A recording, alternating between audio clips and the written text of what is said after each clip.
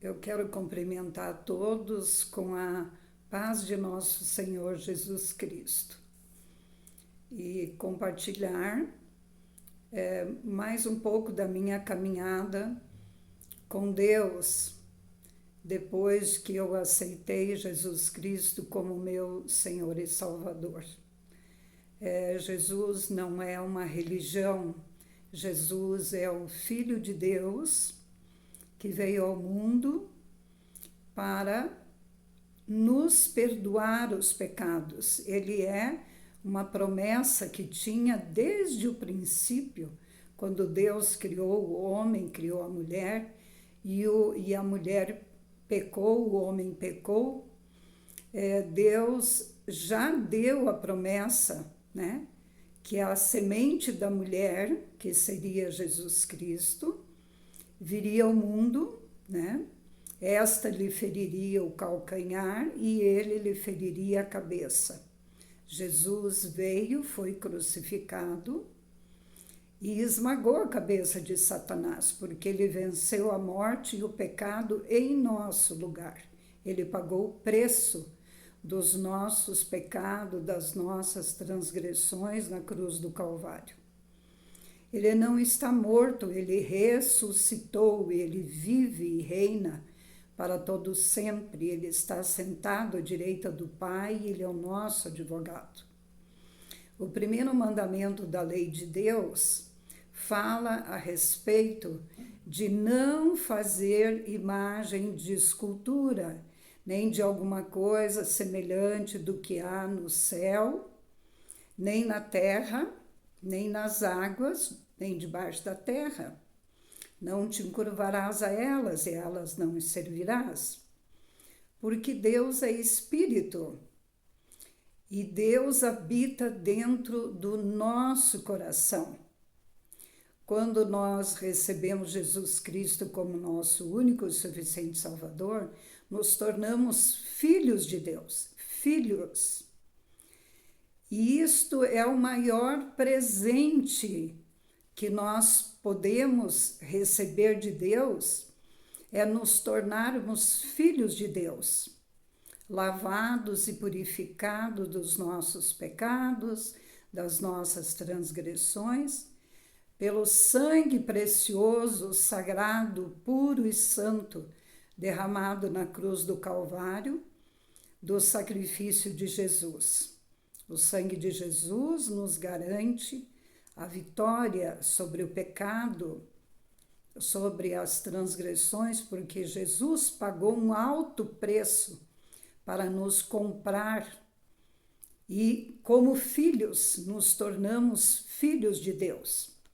E eu queria compartilhar mais uma palavra que está em 2 Coríntios 6, do 11 em diante, que diz, é uma carta à igreja de Corinto, né? Diz assim: ó Coríntios, a nossa boca está aberta para vós, e o nosso coração está dilatado. Não estáis ligados em nós, mas estáis ligados nos vossos próprios afetos, nos nossos pensamentos, nas nossas convicções, né? Ora, em recompensa disso, falo como a filhos, deleitai-vos também vós, alegrai-vos, né? Não vos prendais a um jugo desigual com os infiéis. Porque que sociedade tem a justiça com a injustiça? Que comunhão tem a luz com as trevas? Que concórdia há entre Cristo e Belial, que são o templo dos ídolos? Ou que parte tem o fiel com o infiel? Que consenso tem o templo de Deus com os ídolos? Porque vós sois o templo de Deus vivente, como Deus disse. Neles habitarei, e entre eles andarei. E eu serei o seu Deus, e eles serão o meu povo.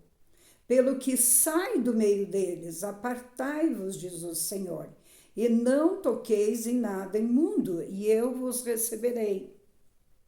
Fica bem claro esta palavra, que o templo dos ídolos é imundo para Deus, né? E eu serei para vós pai, e vós sereis para mim filhos e filhas, diz o Senhor Todo-Poderoso. Ora, amados, pois que temos tais promessas, purifiquemo-nos de toda a imundície da carne e do espírito, aperfeiçoando a santificação no temor do Senhor. A partir do momento que nós começamos a ler a palavra de Deus, a conhecer a palavra de Deus, porque, como diz no Salmo 119, ela é lâmpada para os nossos pés, luz para os nossos caminhos, nós começamos a conhecer a verdade. Jesus falou: eu sou o caminho, a verdade, a vida. Somente através de mim tu chegarás ao Pai. Então, não há outro caminho. O verbo ali, o artigo, está definido: o caminho, a verdade, a vida. Não há outro caminho, não há outra verdade. A vida que Jesus nos dá é a vida eterna. Não há vida eterna, vida abundante e vida eterna com Deus no céu, sem passarmos pela cruz, sem nós crermos que Jesus Cristo é o caminho, a verdade e a vida. Diante desta palavra, eu queria compartilhar um pouco mais da minha caminhada, né, com o Senhor e com a palavra de Deus. Deixar para vocês que a palavra de Deus é vida. Ame a palavra de Deus, leia a palavra de Deus, siga a palavra de Deus. A palavra de Deus não é uma religião, é a palavra de Deus, é a boca de Deus falando. Jesus Cristo é o verbo que se fez carne. Lá em São João 1, diz, né? E no princípio era o verbo estava com Deus, e o verbo era Deus. Jesus Cristo, o Pai e o Espírito Santo de Deus estavam lá no princípio e criaram o céu, a terra e tudo que existe foi criado por Deus Pai, Deus Filho, Jesus Cristo e o Espírito Santo de Deus. Jesus Cristo é a palavra de Deus que se fez carne. Ele desceu da sua glória e veio a este mundo, se fez homem, andou neste mundo, pregou o evangelho, e ele diz: examinai as escrituras sagradas, porque são elas que de mim testificam.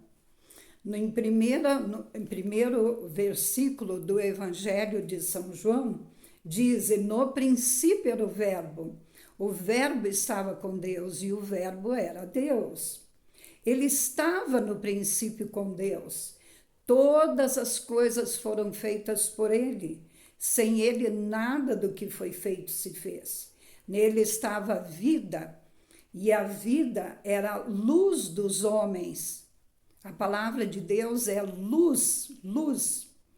Ela ilumina o nosso entendimento e ela nos faz discernir tudo neste mundo e discernir a verdade e a mentira. não era ele a luz. Diz assim: nele estava a vida era a luz dos homens. A luz resplandece nas trevas e as trevas não o compreenderam. Houve um homem enviado de Deus cujo nome era João. Ele veio para testemunho para que testificasse da luz, para que todos crescem por ele. Não era ele a luz. João Batista, que era filho de Isabel, que era primo na carne de Jesus, ele foi um profeta, o maior profeta. E quando João Batista nasceu e se tornou homem, ele andava em Israel vestido com pele, né? E ele anunciava a vinda do Messias. E ele dizia ao povo de Israel: arrependei-vos, porque eis que é chegado o reino de Deus. Então, ele era um homem, ele não era Deus, ele era filho de Isabel, né? A prima de Maria, né?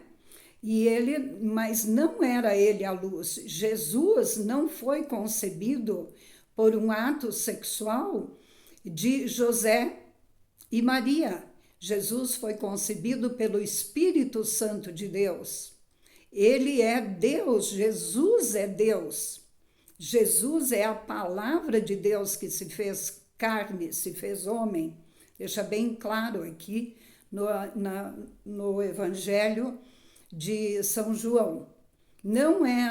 João Batista não era luz, mas João Batista veio adiante do Senhor, anunciando a vinda de Jesus e pedindo ao povo que se arrependesse dos seus pecados, né? E aí João Batista aqui diz, né? Ali estava a luz verdadeira que alumia todo homem que vem ao mundo. Estava no mundo, o mundo foi feito por ele, o mundo foi feito por Jesus. Jesus é a luz verdadeira, né? Estava no mundo, o mundo foi feito por ele e o mundo não o conheceu. Veio para o que era seu, o povo de Israel, e os seus não o receberam. E aqui diz no 12, mas a todos quantos o receberam, deu-lhes o poder de serem feitos filhos de Deus aos que creem no seu nome. Nos tornamos filhos de Deus quando cremos em Jesus Cristo como Filho de Deus e como único, suficiente Salvador. Ele é o Filho de Deus que veio a este mundo para pagar o preço dos nossos pecados, e foi um alto preço da crucificação.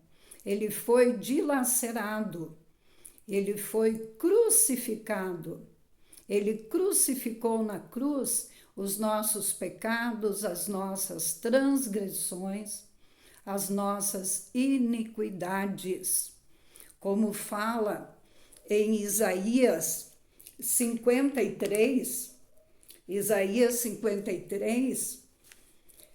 Isaías viveu mais de 700 anos antes de Jesus vir ao mundo. Isaías profetizou a crucificação de Jesus. Não só a crucificação, como Isaías também profetizou que Jesus nasceria em Belém, né, na Judéia, e ele nasceria também de uma virgem. Em outros capítulos está escrito isso também. Hoje eu quero dar ênfase para o capítulo 53, que diz, né?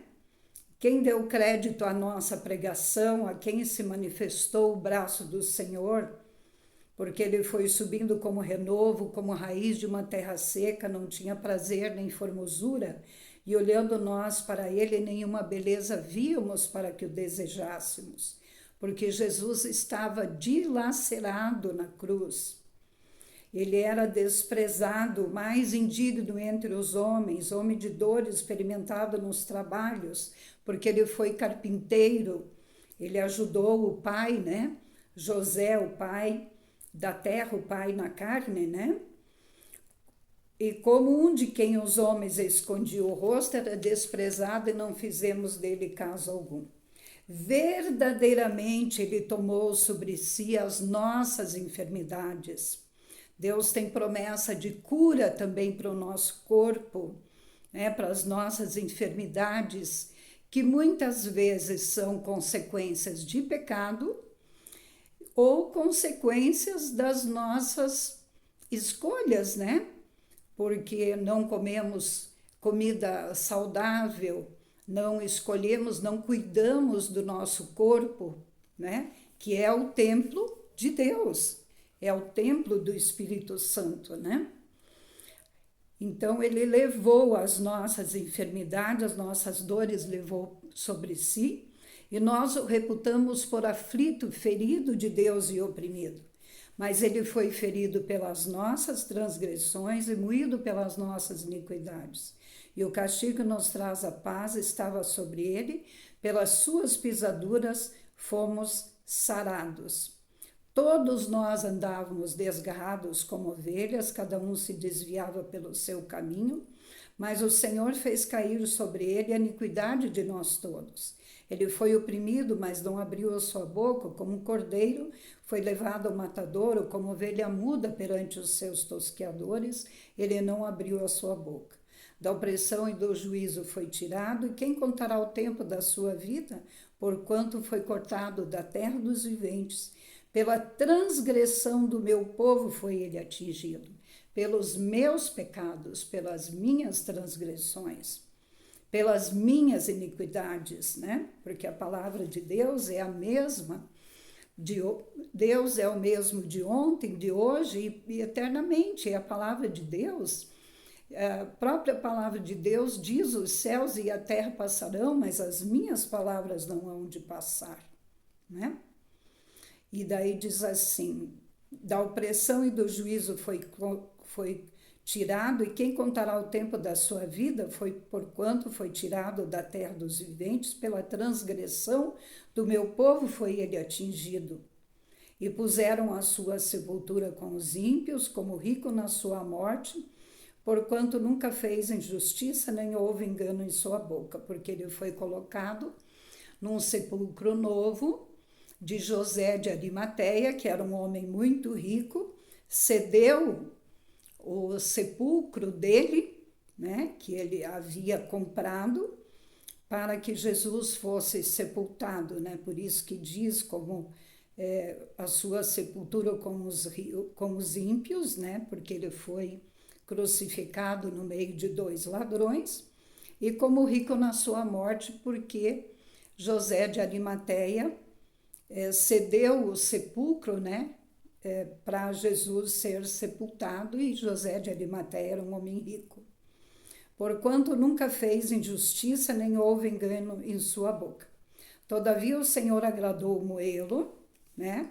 Deus, já lá no princípio, Jesus se ofereceu para vir pagar o salário dos nossos pecados, né?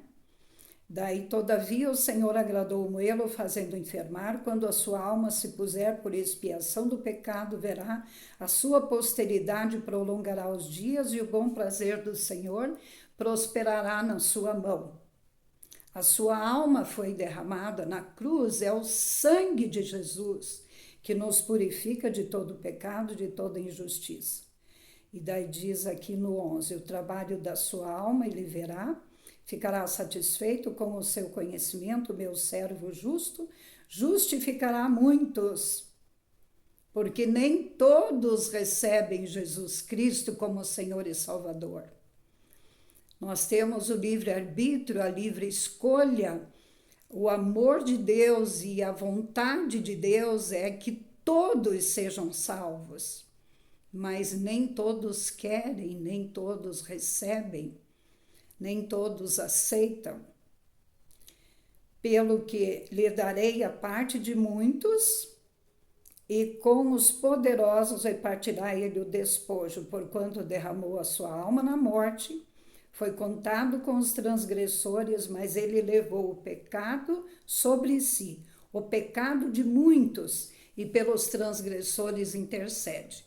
Porque Jesus ressuscitou, não está mais na cruz, não está mais no sepulcro, ele ressuscitou em glória, está à direita do Pai e é o nosso advogado intercedendo por nós.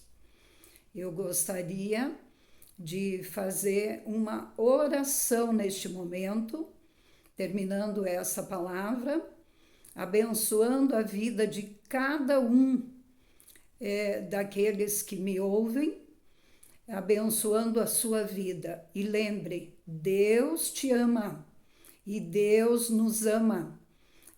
Deus nos ama tanto, como diz em São João 3,16, Deus amou o mundo de tal maneira que enviou seu Filho unigênito para que todo aquele que nele crê não pereça, mas tenha vida eterna.